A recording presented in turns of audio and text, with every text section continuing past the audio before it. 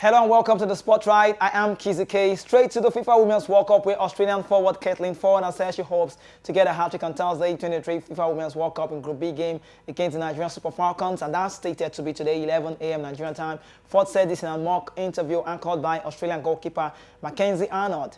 Co-host Australia will hope to make it back-to-back wins as this year's World Cup when they take on the Super Falcons in their opening game against the Deputy Republic of Ireland. Australia won 1-0. The Falcons also held Olympic champions Canada to a very hard-fought draw, with Chiamaka Nnadozie making a penalty save. Asked by her teammates how she's feeling heading into the very big game coming up, talking about this lady, she said, "I'm feeling really good.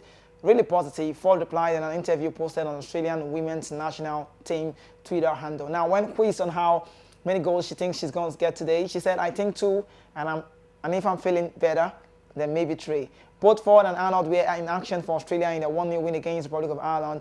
Foord also made a debut for Australia women's national team back in 2011 and has scored 29 goals in 108 appearances. She is in her third World Cup now appearance after making her debut back in 2011 tournament, and that's in Germany. Now, she was just 16 at that point. She was also part of the Australian side that defeated the Super Falcons 2-0 in their group second game at the 2015 World Cup in Canada. The 28-year-old currently plays for Arsenal women team and has 20 goals in 56 games. Looks very scary for this Australian forward. She targeted a hat-trick against the Super Falcons. Now, moving on, Canada give their hope of qualifying for the round of 16 a big boost after coming from a goal down to beat Republic of Ireland 2-1 in Group B game on Wednesday. It's Canada's first win of the tournament after they were held to a goalless draw by Nigerian Super Falcons in the first game in their Group B game. Ireland also lost 1-0 to co-host Australia. Now, it means the defeat means that Ireland have been crashed out of the tournament with 1 game left to play. Katie McAbey gave Ireland the lead in just 4 minutes into the game, but Canada equalized following an own goal by Megan. Canada leaders are named 5 minutes at a time in the first half. In the 53rd minute as well, Canada went 2-1 ahead thanks to Adrian Leon. Australia also will take on the Super Falcons in Thursdays, and that's today, and could seal qualification into the knockout stage with a win today. If it feels to be like a if they win today, they will be getting that point 6. Now, still moving on to the next story. In the last 4 games of these Falcons, round the world, the American has deployed a 4-2-3-1 formation and parading a double number 6 in a standing striker up front. Now, the Super Falcons of Nigeria will be playing a crucial and tricky game against co-host Australia in today's 11 a.m. That's Thursday. While the game means a lot for the Nigerian side to be in a very comfortable position for the next round of qualification. Now, around the wild drums must also be conscious of his lineup against the Australian side. In the last 4 games for the Falcons, Round the World has deployed a 4-2-3-1 formation, parading a double number 6 and standing striker up front. More so, the American also uses offensive fullbacks to support his 6 women attacking style. As the build-up to Thursday's game continues, and that's today, he's just on the verge of trying to see that we get to win that very game. But quickly, let's talk about the ladies. The way we just might be lining up today, talk about the Nigerian Falcons. Nnadozie Chiamaka in the goal post. The stand-in captain against Canada undoubtedly will start against Australia, hoping for another clean sheet. She looks calm, especially under pressure, and she is an elite goalkeeper, and also her usage of the ball skill would be a key for Nigerian side to unlock the cryptic defense of the Australian side. Now, we might be seeing Onome Ebi and also Harley partnership after sitting out of the first game against Canada. Waldron may likely call on the experienced 40-year-old Onome Ebi to start the game for the Super Falcons against Australia today. But the relationship between O'Harley and Blessing Dominhane looks perfect for the counter kind of team. However, Waldron hope for victory and might be interested in backing the heart of the defense on the skipper AB and O'Harley, who both played against Australia 8 years ago. You know, when you say 8 years ago, it means they know themselves. Now, talk about the fullback, Ashley Pumphrey plays for Leicester City, and also Michelle Alozie as fullback. Certainly, he might be starting. Pumphrey will get her second start in the World Cup as a result of her quick adaptation to round the wild drums 4-2-3-1 formation. As a result, the reason of that both players is for quick stimulations into attack in an inverted format. There is also a fluidic in their approach with the ball. Now, the midfield will comprise of Crystal Ochebi and Halimatu Ayinde. Halimatu is back from her suspension, and Deborah Abiodun also has gone for red card offense, which means she will start alongside Ochebi in the double women midfield round the world drums formation. Now, Ochebi is very versatile and mobile player, and her impact closes end, especially for Alozie whenever she overlaps for potential offensive drive. For Ayinde Alimatu, her experience and physicality will help get the team back again. Well compacted midfielder against the Aussies. However, Oshebi will miss the partnership of Abiodun, who they both played in a couple of games together. Now let's talk about the throw of Rashida Ajibade, Tony Payne, and also Ifeoma Onumonu. Ajibade is set to take Odega's spot, and the reason is to utilize creativity both from the flanks and the midfield. With Tony Payne, I respect her so much. Now the defensive-minded Onumonu might help the wing cover up when the Falcons put in an all-5 women attack comprising of full backs, like the both fullbacks. Now the lady to look out for majorly right now is Aziza Oshola. Oshola needs to double her hustle in front of the goal. Meanwhile, Ajibade and her team also would be instrumental for her getting counterattacks and making runs behind Australian defense. I cannot wait to see what comes out of that very game, because today is the set day. There's no better time than now. Moving on to the next story, the president of the Nigerian Football Federation, NFF, Ibrahim Musa Gusau, has urged the Super Falcons to keep African hope alive at the ongoing 2023 Women's World Cup. The competition heats up the big stage. All eyes on the Super Falcons to represent their hopes of dreams of millions of people united under the banner of African pride and also passion. So far at the tournament, they are the only, I'll go again to say, the only African side who have earned at least a point. Other African representatives, Zambia, South Africa, Morocco, all failed to earn a point from their opening games due to abysmal performances of all the African teams. Now the Falcons bear the weight of being the true giants and beacon of hope for the African continent in Australia, right? Now, with a heritage of 9 African titles and frequent participation in every edition of the World Cup, talk about the FIFA Women's World Cup at 11 a.m. on Thursday, and that's stated today, July 27th. The Super Falcons will face the co-host of the tournament, Australia, in a must-win clash. For the Nigerian team, recall that the Falcons drew their opening game with Canada, while Australia also beat the Republic of Ireland 1-0 to occupy the top spot in the Group B. This means that if the Falcons lose their game today, Canada already have beaten Ireland. You need to know Ireland is out. Nigeria might find it impossible to progress to the next round of the tournament ahead of their clash against Australia today. Ibrahim Gusau challenged the Super Falcons to put their previous struggles aside and focus on beating the co-hosts by playing to their full potential on the field with a focus on converting chances into goals. He said the Australians may pose a formidable change and challenge as well, but with unyielding determination and an unwavering commitment to the ball, we can prevail. He added, I'm charging the girls to go out there. This is a match in which we need to score goals. It's a do or die. Take it from me. Whichever way you want to talk about it, we need to win today to get out now. Next on, Matilda to miss 3 key players against Nigeria in Group B, Cracker. And that's for, talking about the ladies who just, they lose 3 players today. So it's a yardstick. Maybe we'll have to get things right. But let's take it away from that, where these ladies have gotten a presidential, wish. And that's a very big one from His Excellency President Bola Tinubu has extended best wishes to the Super Falcons of Nigeria as they prepare to face Australia today in their second group match at the FIFA Women's World Cup. Australia and New Zealand 2023. Kickoff time for that date is today, 11 a.m. The president also, according to a release issued yesterday by Special Advisor on Special Duties, Communication and Strategy, Mr. Dele Aleke, like other football-loving Nigerians, takes immense pride in the Super Falcons' impressive performance in the opening match against Canada. Now, a formidable opponent and also the reigning Olympic champions, we got a draw. Now, he firmly believes that the upcoming match today will be a thrilling encounter that will culminate in victory for the Nigerian team, acknowledging the fact that the Super Falcons' remarkable achievement as a dominant force in women's football in Africa is big.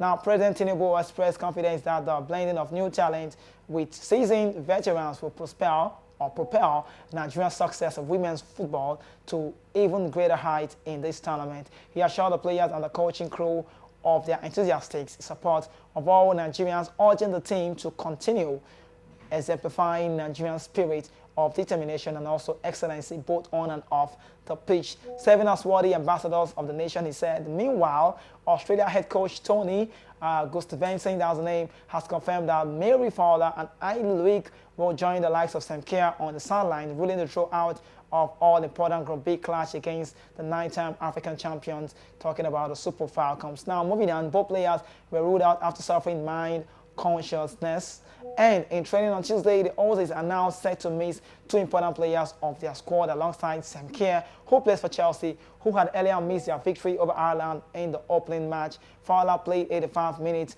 in their 1-0 win over deputized Republic of Ireland, who are crashed out now, while Luke also was an unused substitute for the Matildas. Canada currently top Group B, currently now with 4 points after 2-1 win against Republic of Ireland yesterday. The result means that both Nigeria and host Australia will have a lot at stake this morning before the final group match next week. Although a draw may not be a bad result for the Super Falcons, an outright win will, however, put Nigeria on the road to qualifying for the last 16 only if they get the result today. Now, only top 2 teams from each of the 8 groups will make it to the knockout phase.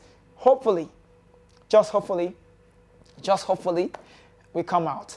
Moving on now, the Super Falcons will take on Australia in the second game of 2023 FIFA Women's World Cup at the Suncorp Stadium in Brisbane. According to reports, don't be surprised, we are talking more about the Super Falcons. A very big game today where Nigeria fought hard to end a goalless draw from their first game against Canada, and they will be looking to do one better again when they square up against the Matildas. Coach Randy Waldron will have the full complement of his team, except for younger Deborah Abiodun, who will serve a 1-game ban after getting a red card in the first game. It's expected to be a tough fixture today for Nigeria, according to reports. Now, names, let's get to talk about some of the 5 stars that we might be seeing to make difference today on the show.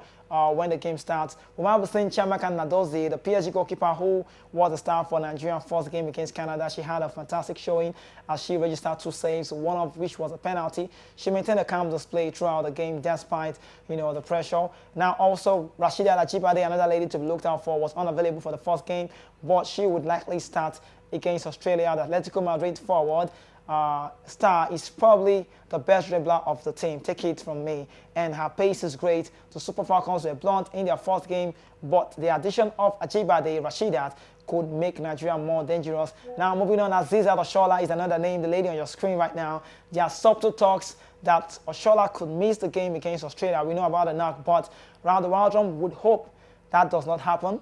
The Barcelona star was not at her best in the first game, but she could still return, turn the table around on the heat next time out. Oshoala had a great speed and a clinical finisher. If she is fit enough, her presence will benefit Nigeria in the final third. Now, another lady to look out for is Christy Oshebi. She was superb. In the first game. Oshebi was the star while in the midfield and converted so well many blades of grasses. The starting Super Falcon star did a lot of defending in the first game, but if she can get her attacking game right, she could make the difference for Nigeria. Austin Asio-Hale, who plays for Benfica as well, is the most experienced in the starting 11, and her defensive expertise will be seriously tested. Once more, she was solid against Canada, but she would have to replicate that performance to ensure that Nigeria does not concede. The 31-year-old centre-back will not wear the captain armband, but she would be expected to be, a leader on the pitch, just maybe because Onome AB returns. Now let's talk about Australian midfielder Katrina Gorry. Has kind words for the Super Falcons ahead of their meeting on 23 FIFA Women's World Cup. Because of time, I really doubt I can actually get to bring this on the show for you. But we are hoping to see what comes up next if the Super Falcons will get the result right. And if they can. Already this lady, Gorry, is already saying a possible win for us today. And, it's just something to see and to wait to look out for. I mean, we've talked a whole lot about the Super Falcons, but we're hoping they get everything right today. They come out strong and win that very much anticipated game. Personally, for me on the show, I crave to see that game come to play, and I can't wait to see that happen. I wish them all the very much best of luck, best of success in that very big anticipated game coming up not so long shortly. But away from the Falcons, let's get on transfer news about this man who has been making a whole lot of news. Kylian Mbappe is ready to become an outcast at Paris Saint-Germain next season rather than move to Al Hilal in Saudi Arabia, while PSG have accepted the world record fee of 300 million euro. That's approximately, let's do that smiles together. A world record of 300 million euro. That's, if you want to go pounds, 259 million pounds. Do you want to go dollars? $332 million offer from Mbappe from Al Hilal. That would involve a 1-year contract and a 700 million euro for Kylian Mbappe. So we just remember saying that come to play. I like to go with that story again. So you need to know Mbappe is in the news and might be getting so much money for himself. But it depends if he's going to make the move now, because Kylian Mbappe is ready to become an outcast of Paris Saint-Germain next season rather than the move to Al Hilal in Saudi Arabia, while PSG have accepted a world record 300 million euro, that's approximately 259 million pounds. Then you want to go dollar, $332 million offer from Mbappe from Al Hilal. That would involve a one-year contract and a 700 million euro, that's 604 million pounds. Big. Then for dollars, $775 million salary before potentially moving to Real Madrid on a free transfer next summer. According to reports, say the superstar has no intention of moving to Saudi Arabia. We just might not see that possible. I think Mbappe does not want to go. Regardless of the money, Al Hilal are really coming strong and they want to get to sign Kylian Mbappe. But I don't know. The money is big. I already know the body gesture of the French winner. He wants to leave, but he wants to stay one more year. And I don't know if the Paris Saint-Germain will let that happen. Lastly on the show, wrapping up, let's talk about Manchester United, who were beaten 2-0 by Real Madrid at the NRG Stadium in Texas with Jude Bellingham and Uselu on the score sheet. Bellingham opened the scoring after 5 minutes with a composed finish over debutant keeper Andre Onana. And after pulling off a couple of outstanding saves, the Cameroonian had no chance again towards the end. When Uselu overhead kick clinched the victory for the Spanish side, the Reds certainly created a number of opportunities of their own, but found Andre Lunin on top form in the Real Madrid goal as a crowd of 67,801 enjoyed an action-packed encounter that was played with really competitive spirit as 3 players were cautioned. So that's that on that very much game. Also, Arsenal came from behind to ensure a winning end to their summer US tour inside America right there. Inside the magnificent sold-out Sophie Stadium in LA, Barcelona took the lead early on through Robert Lewandowski before Bukayo Saka drew them level. Saka then missed a penalty in an eventful first half before the Spaniard retook the lead through a deflected Rafinha free kick. And also Kai Havertz also was in the right place at far post to turn home Martin Odegaard header to level things up again before the break, and we deservedly went ahead according to them. Leon Trossard also narrowed the home shot on that very game. So Arsenal, I don't know, it's really looking very lengthy, but let's come to a close. Our time is far gone. Arsenal having a wonderful preseason start. Arsenal comes from behind to beat Barcelona 5-3 with Kai Havertz doing the magic again. So maybe we might see Arsenal having a very wonderful season. The preseason have been good for them, and Mikel Arteta has been doing everything right to make sure that they come out very okay. But it is on this note that I have to call it a wrap on the show. Looks very pacey on the show for you because I can't personally wait. I can't wait. I leave the studio right now to just go join that match right there in Brisbane to see what comes up next. I wish the Super Falcons all the very best. But from me to them, best wishes. And from my brand, Voice of the People TV, to the Super Falcons as well, best wishes. Stay safe out there. My name is Kizzy K. Good morning. Once again, bye-bye.